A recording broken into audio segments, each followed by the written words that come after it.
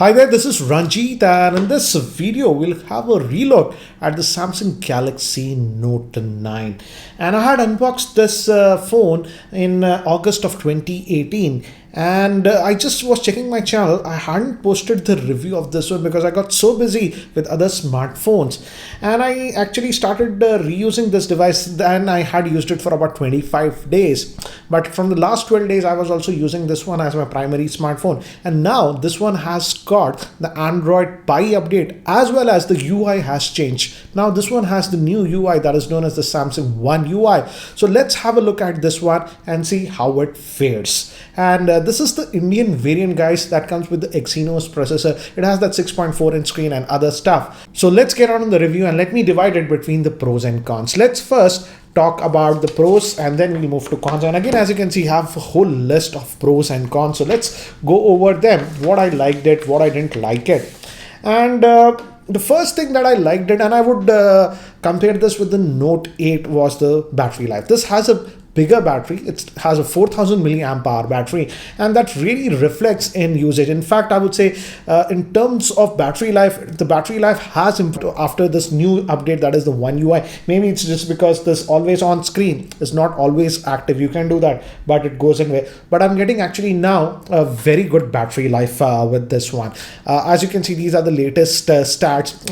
No, the standby time, if you look, it's not very impressive, just over some 4 odd hours. But look at the standby time. It's almost 2 days of standby time. And yes, this was not with very heavy usage, but again, if you notice, 2 SIMs are installed on this one. Hence, the battery life is actually good. Even with regular usage, easily at the end of the day, even on a heavy day, I had always had about 20% battery life left. And for most days, it was lasting for about 1.5 days. So the battery life is the biggest improvement that I've seen if we compare it with the Note 8. The Note 8's battery life was not that great. Also, in terms of weight balance, yes, it has that heft, but the weight balance has been done good on the phone. So it feels sturdy. The build quality is really good. I would say one of the best build qualities that I've seen with a Samsung device. Now, moving to another thing that I like is that with the Note 9, the minimum storage that you get is 128 gigabytes, and I feel that's more than enough for most users. And also you have a slot for that micro SD card, that hybrid slot, so you can expand the storage.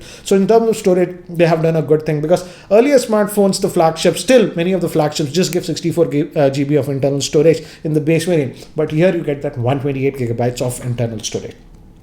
Now, another thing, as we are talking about the charging and stuff, I like the fact that it supports wireless fast charging, and I've used it a couple of times. If you have a fast wireless charger, this one definitely charges very quickly. Also, moving to the general overall performance, it has the Exynos processor. It's an octa-core processor, and it handles everything fine on this one. This is with the new UI, One UI, but even with the prior UI, I felt I didn't exhibit any lagginess while using the phone. And also, thanks to that 6 gigabytes of RAM, the RAM management issue is also good. I didn't have any problems with RAM management. And for example, some apps like Truecaller, etc., that have to be always in memory, they were always in memory, and they pop when it comes, those don't boot out of memory. So the RAM management has been done very well on this device.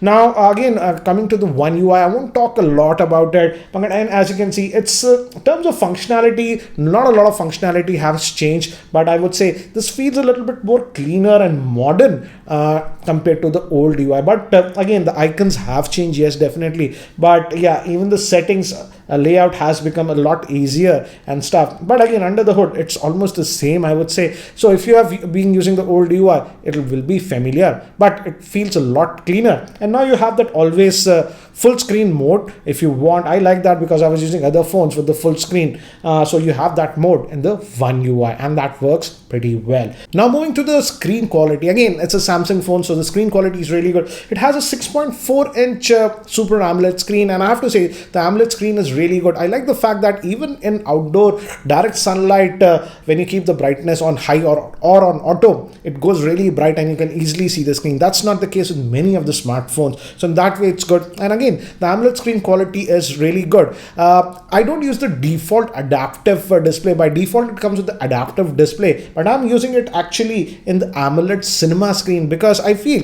in this one it has the most accurate colors. But yeah, nevertheless, the screen quality is really good. Now coming to cellular call quality, I have used this one with my Airtel and Jio SIMs, and here in Hyderabad I did not have any issues of cellular call quality with this one. Now moving to the speakers, it has stereo speakers, but yes, it's a good thing that it has stereo speakers, but I would say the stereo effect is not as good as the iPhone or even the new Pixel 3 XL. So it's good that we have it, but I wished it was slightly louder. Also, I like the fact that this phone still retains the headphone jack, and I've used it a couple of times with the headphone jack. I really like that they didn't ditch that. And again, this also has the S Pen functionality. You know, a Note device has that, so if you use that functionality is there. But to be frank guys, during the last 12 days I did not use the S Pen a lot. Maybe if this was always my primary smartphone, I would have started using it, but yeah, the S Pen functionality is there.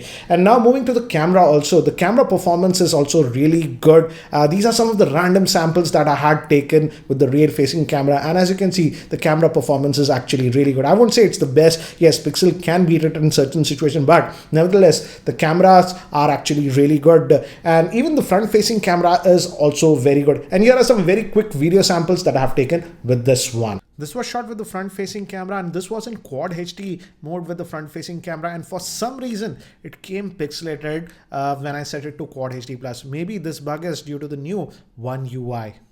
Recording this again with the front facing camera. Now I'm recording it at 1080p. The earlier sample that I recorded at quad HD, it can also record quad HD with the front facing camera. For some reason, when I played back on this phone, it was fine, but when I put it on the computer, it was pixelated. But anyways guys, this is at 1080p, and the audio is also being recorded via its internal microphone. I'm just going to walk around to give you an idea how is the stabilization. Do let me know what do you think about the video with the front facing camera, but this is at 1080p.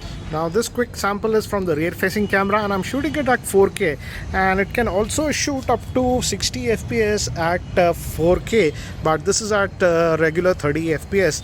And guys, I'm walking, just wanted to see how good is the stabilization in 4K. The focusing is not an issue. Let me actually show you. This is a close-up object, and if I just move it here, the focusing looks to be good. But you let me know what do you feel about the video and the stability with the rear facing camera. So those were the good things about the Note 9. Now let's move to the cons, what I do not like. It has this fingerprint scanner over here, and it's fine, I would say. It works most of the time, no issues, and you get used to it. It's actually not the easiest position. As you can see, if you hold the phone, your finger doesn't reach it, but after a while you get used to it and you reach it. But it also has that iris scanner, and it works, but the iris scanner is actually not as fast as Face ID, what we have seen in iPhone and such. So if you just rely on that iris scanner, it definitely takes a second or two to unlock.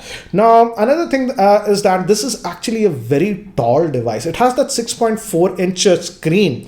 That's not a big deal. Many phones are having a 6.4 inch screen, but as it has that bezels here at the bottom and top, it becomes very tall. So if you have very small hands, I would not recommend you this phone. And again, if you're buying this phone, go to a local stores. Now it's available on almost every local store. Handle it, pick it up, and see if you're okay with the size, because definitely this is a two-handed device. Even if you have big hands, I frankly feel this is actually a two-handed device. Another thing that I do not still like on these Samsung phones, and this is for the S9 also, is still that Bixby button. And I simply do not like that. Accidentally you can touch it. I have disabled it. As you can see, if you touch it, if I press it, it doesn't work, but still that unnecessary button is there, and I hope Samsung removes it in the next version of this, because frankly speaking, let's get real guys, Bixby is not as good as Google Assistant. Also, as it's a Samsung phone, we just got the Android P update and the One UI just now in January. So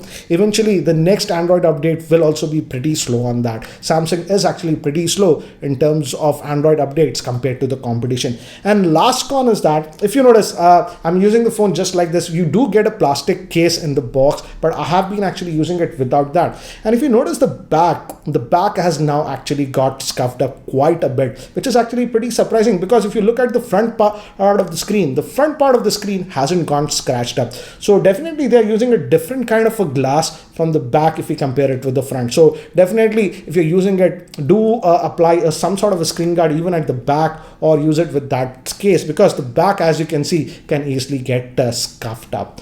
So nevertheless, to say, still I feel the Note 9 is a very good practical device, mostly for business users who might be using the S Pen. And if you're still looking for a premium, Android smartphone, you can have a look. But now certainly it has become slightly on the older side. It's almost 6 months old now. And yes, we will be getting new devices like the S10, etc. But still, I feel if you're getting a very good deal on this, I'm assuming that after the launch of the S10 or stuff like that, the pricing of this one might fall down, or we might get more discounts on that one. So if you're getting it on a very good deal, still I feel the Note 9 is a excellent device. Anyways, guys, that's it for my long-term review of this Note 9. What do you think about the Note 9? If you already own a Note 9, do let me know what was your experience. What do you feel about this device? Would love to know that. Anyways, guys, that's it for now. And if you guys are still not subscribed to my YouTube channel, hit that subscribe button. This is Ranjit, and I hope to see you in my next video. Take care, guys.